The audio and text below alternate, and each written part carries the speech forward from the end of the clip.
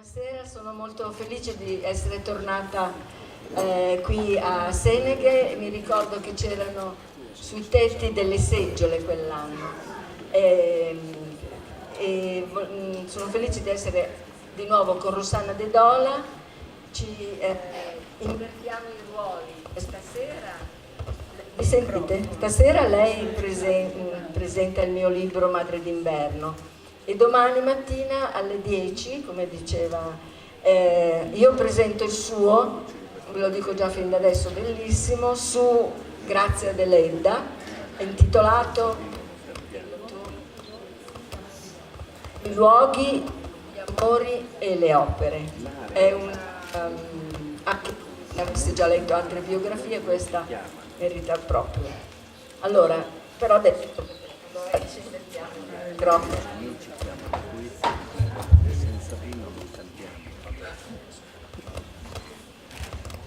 Buonasera, sono molto contenta di essere di nuovo qui in questa bella piazza per portare avanti un dialogo strano con Vivian Lamarck. Perché strano? Perché io le farò delle domande e, come ci è capitato in alcune occasioni, lei risponderà con le sue poesie. E abbiamo scoperto che la risposta con le poesie è molto più complessa, articolata e profonda rispetto ad una risposta che si può dare discorrendo. L'altra stranezza è che, oltre a essere scrittrice, Rossana De Dola è una psicanalista junghiana dell'Istituto Jung di Zurigo e io una paziente, quindi siamo il terapeuta e la paziente. Va bene, vediamo se ci spostiamo dal transfer analitico per fare un dialogo. In realtà la nostra conoscenza risale a parecchi anni addietro. Proprio qui a Seneghe avevo raccontato come ci eravamo conosciute e che eravamo andate insieme a visitare la torre di Bollingen di Carl Gustav Jung senza riuscire ad entrare nella torre, quindi siamo rimaste fuori della porta, siamo rimaste in cucina, sì. La torre in quel periodo era inaccessibile in quel periodo Vivian aveva scritto alcune raccolte che poi confluiranno nel suo primo volume di poesie uscito nel 2002. Ora, a distanza di 15 anni, esce questo nuovo volume, Madre d'inverno, un titolo che fa subito focalizzare l'attenzione del lettore sul tema principale del libro, il tema della madre, o anzi, come è più giusto dire, delle madri. Il tema complesso delle madri che Vivian, come dice il risvolto di copertina, affronta in modo lieve e trasparente. Ecco, perché Madre d'inverno? Che cos'è questa madre invernale? L'inverno è la stagione, diciamo così, morta, in cui la terra sembra morta. In realtà si prepara ad una nuova rinascita. Quindi siamo di fronte alla fine di un ciclo vitale e chi finisce questo ciclo vitale è la madre. È una situazione, una condizione che oggi è diventata comune. Qualche generazione fa no. Perché? Perché qui siamo di fronte ad una madre ultra novantenne, assistita da sua figlia, quasi 100 anni. Qui in Sardegna abbiamo tanti centenari, quindi l'esperienza per noi non è così strana.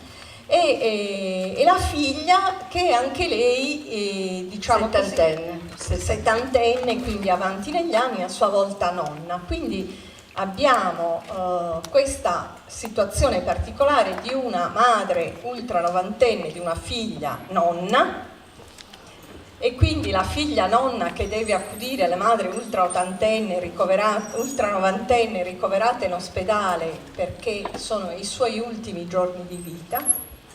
E quindi diciamo che è una situazione che ai nostri giorni non è più così particolare. Nel caso di Vivian Lamarck si complica perché la madre morente è la madre adottiva, e nel momento in cui la figlia accudisce la madre adottiva e poi la accompagna nel trapasso, naturalmente affiorano le immagini, i ricordi e i non ricordi legati alla madre biologica. La madre che ha abbandonato la bambina, oppure è stata costretta ad abbandonarla perché non sappiamo come è andata. No, sappiamo, va bene. Non nel profondo. Sì, non nel profondo, però dai nomi Vivian è un nome molto vitale, quindi c'è il segno di un desiderio di vita, anche se poi è stato compiuto questo gesto che avrà grandi conseguenze sia in negativo che in positivo.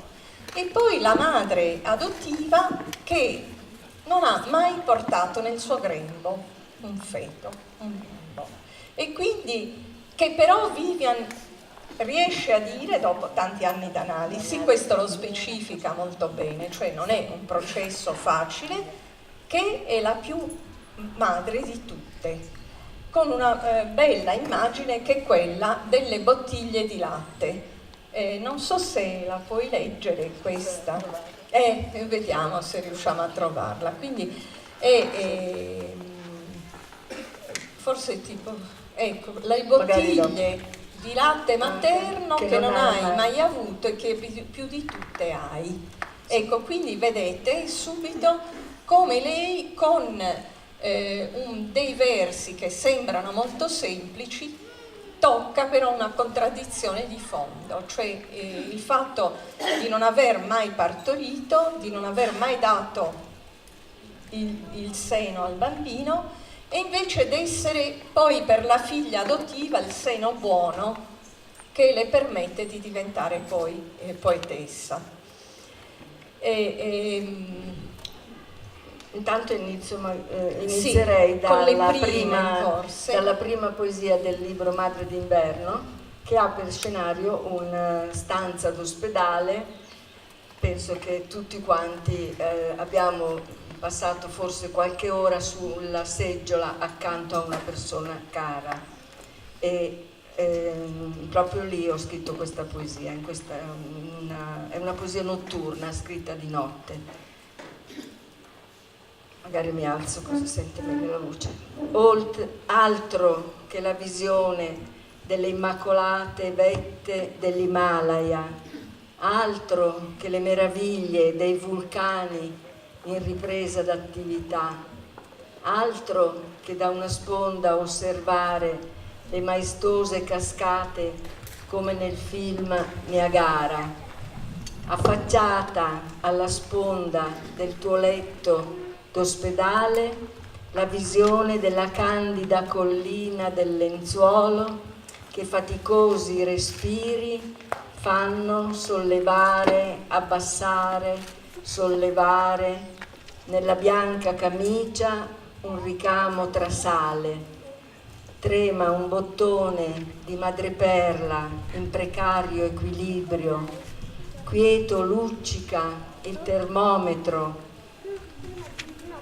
su un comodino posato e luccica come un'aurora, un tramonto, il rosa della flebo, e nel sacchetto l'oro dell'urina, e lo scialle bianco fa la collina coperta di neve, tanta neve, infatti stai cercando di formare la frase «Senti che freddo qui, che freddo che fa».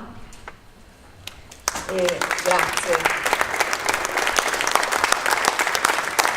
era intitolata Per chi ha vegliato una notte una madre, un padre, un amato. E anche la poesia successiva che leggo descrive la situazione delle braccia che a volte, quando non riescono a trovarci le vene, gli infermieri trasformano. No, lo sapete, non c'è bisogno di descriverlo. Perché non trovarti mai le vene, macchiarti così le tue braccia di neve? E io non trovavo l'infermiera per domandare, e i visitatori non trovavano la stanza per visitare, e tu non trovavi il telecomando per sollevare il letto, per cambiare ogni 2 ore tutte le posizioni del dolore.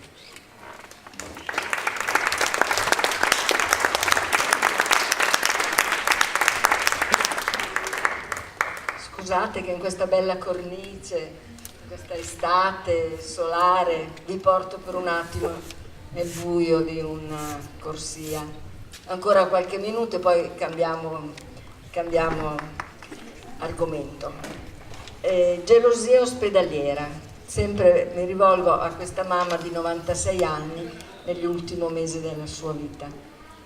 Non ti andava se parlavo con la vicina di letto, tantomeno se le raddrizzavo il cuscino, se le versavo l'acqua minerale, le passavo il cellulare. Con le tue grandi mani spaventate mi afferravi, mi tiravi vicino. Avevi avuto così poco, poverina, che eri gelosa di un letto, di una vicina.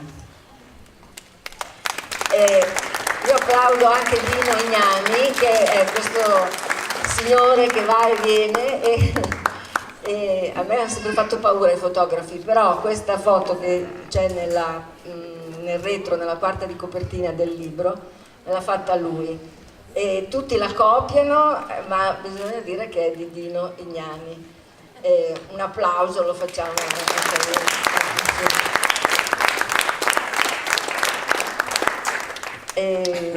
Ecco, tanto. Quindi qui tu affronti un tema molto doloroso che è un'esperienza che è comune a tutti i lettori, con situazioni più o meno diverse, però è un'esperienza comune.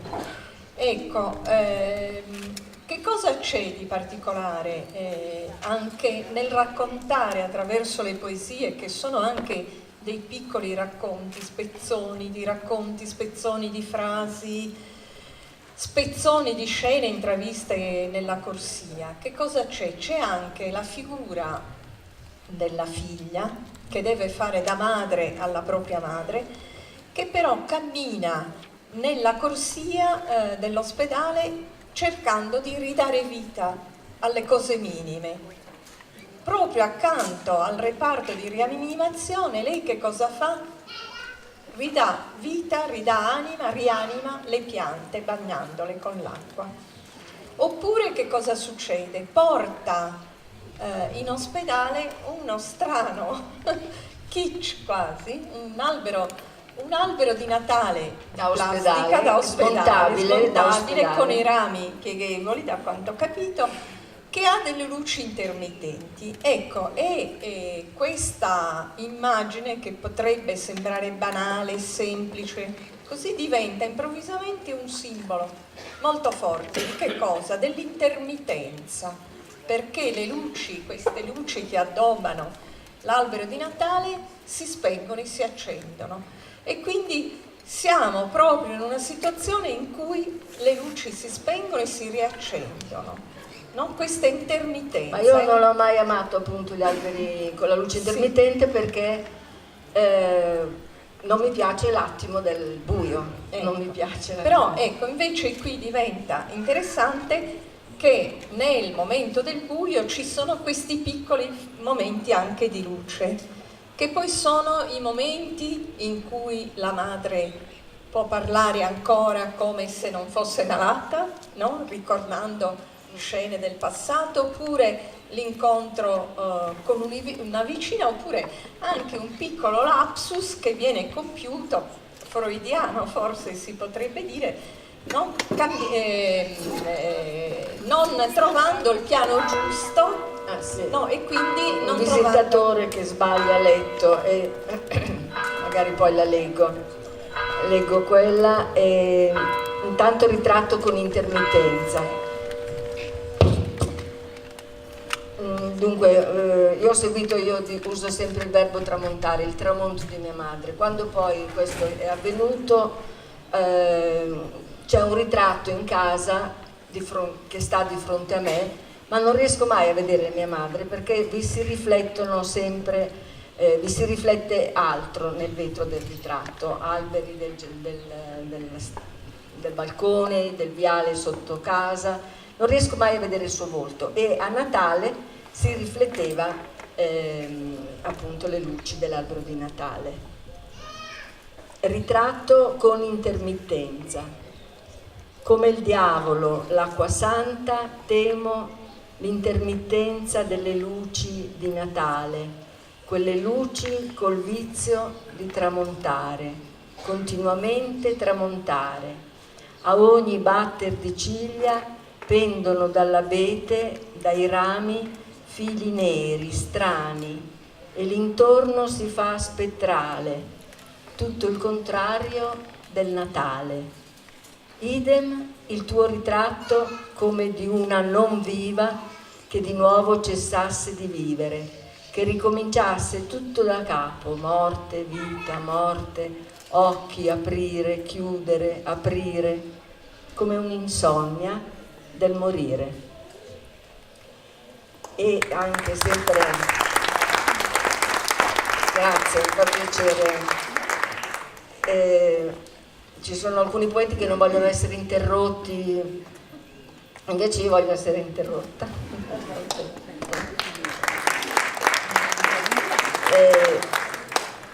Sempre di questa sezione, ritratto rosa.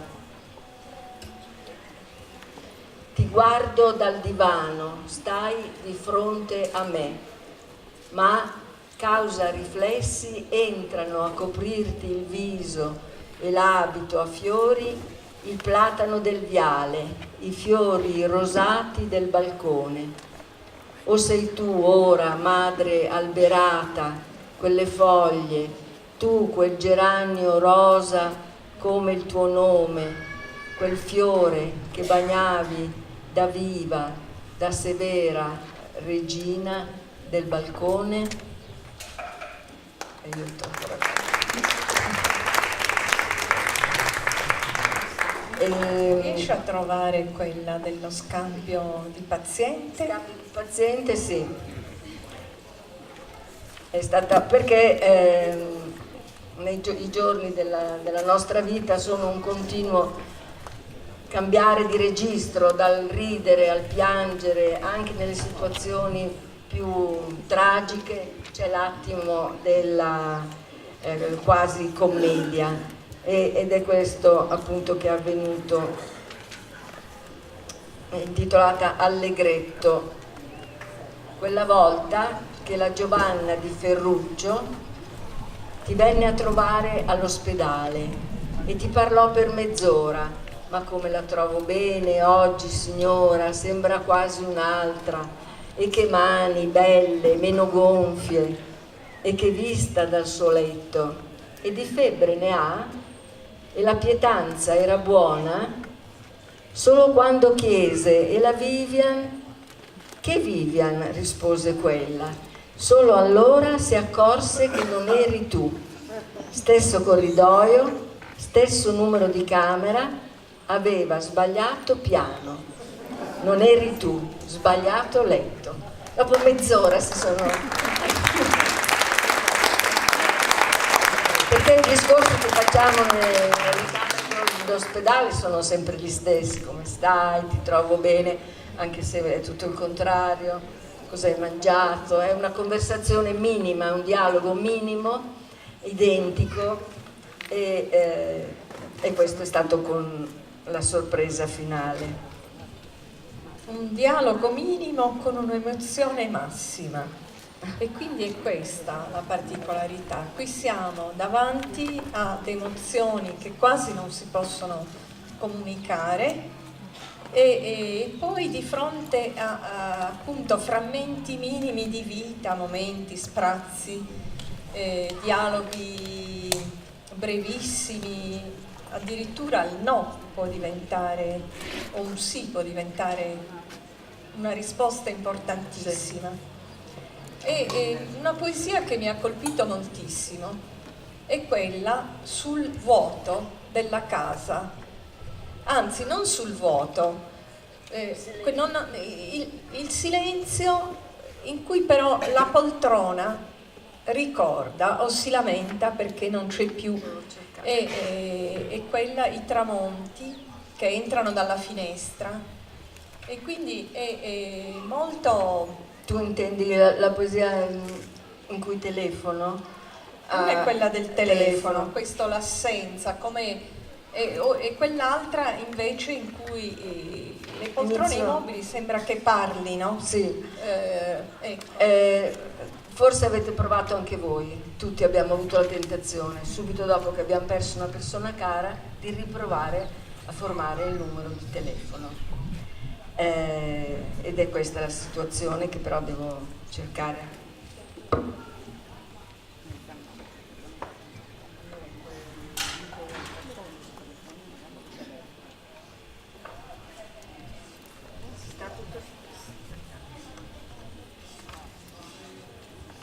È un libro questo di Vivian che ha avuto non solo grandi riconoscimenti ma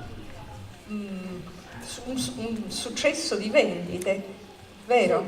Per un libro di poesia è un fatto straordinario in Italia. Ancora di più l'Oscar Mondadori, che non posso non dirlo, con la sua prefazione, con la prefazione di Rossana De Dola, molto lunga e molto approfondita, a cui la critica sempre fa riferimento. Intitolato Poesie, quello è il libro precedente. Adesso stavo cercando 16.000 copie. 16.000 copie per un'opera poetica è un successo. Negli anni, non in un anno, però per i poeti. Con questo nuovo siamo già alla terza edizione. Sì. Adesso non trovo più niente. Quando perdo una poesia e devo cercarla in pubblico non la troverò mai più.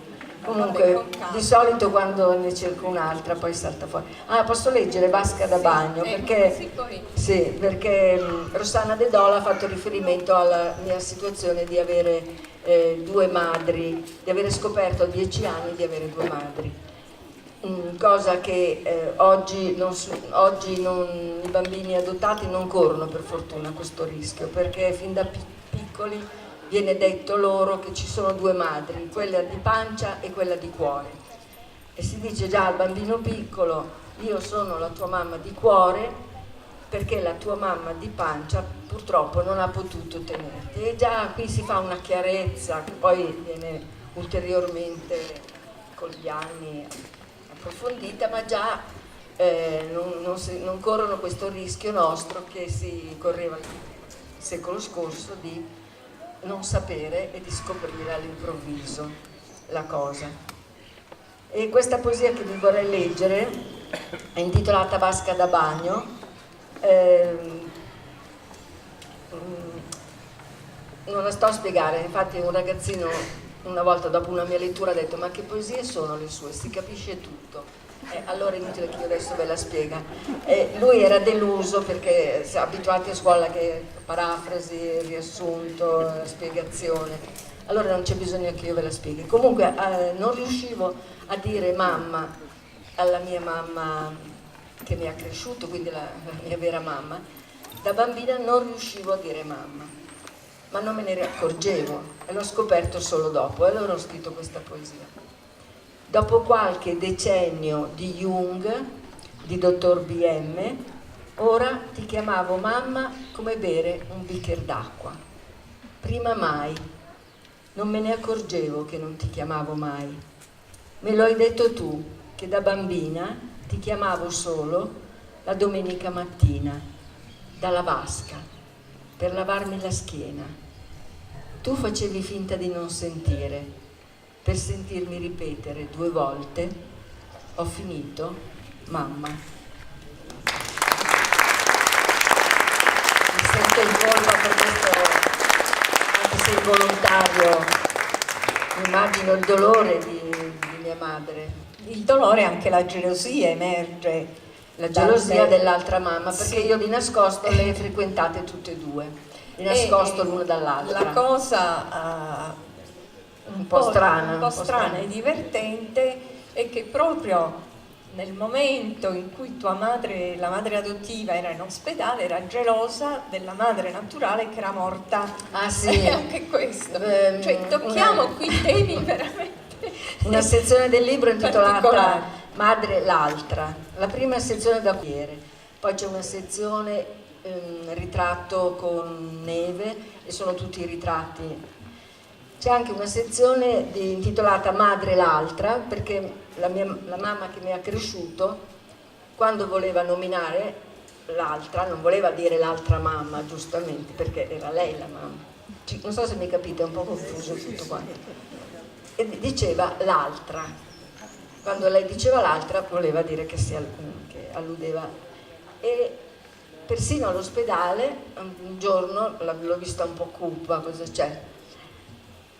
Non è giusto, l'altra non ha sofferto così quanto me. È stata tutta la vita una lotta, non posso dire reciproca, perché l'altra non era gelosa per niente, mentre la mamma che mi ha adottato era gelosa. E quindi ho perso il filo completamente, vabbè. Perché si lamentava perché l'altra era molta più in fretta. Non aveva sofferto, l'altra non ha sofferto. Dico, cosa ne sai mamma? Perché l'hanno trovata per terra in giardino, deve aver avuto un ictus o qualche cosa, non si sa. Cosa ne sai? Magari ha sofferto di più. Ah beh, dice, beh, allora. È una questione, una situazione poi, un po' tragicomica. Appunto, la cosa molto bella di queste poesie è che pur toccando temi estremamente dolorosi, però i temi vengono toccati con un'ironia, con una leggerezza che ti fa vedere anche l'altro lato della realtà. Sì. Non c'è solo il buio, noi vediamo in continuazione anche la luce, non vediamo solo la morte ma vediamo la vita che rinasce, e questo è un po' un aspetto molto bello di questo libro. Un libro molto particolare perché, come vedete, abbiamo 2 madri e quindi ci saranno anche 2 padri forse. Ma se ci sono 2 padri e 2 madri, abbiamo 4 genitori, infatti il mio psicanalista diventava pazzo. Quanti nonni abbiamo? Ecco, e poi qui 8. i nonni, ora tu nelle tue poesie parli di più dei tuoi nonni. Nonni non ne ho mai conosciuto nessuno. Non li hai mai conosciuti, però è una storia molto particolare, forse la posso raccontare.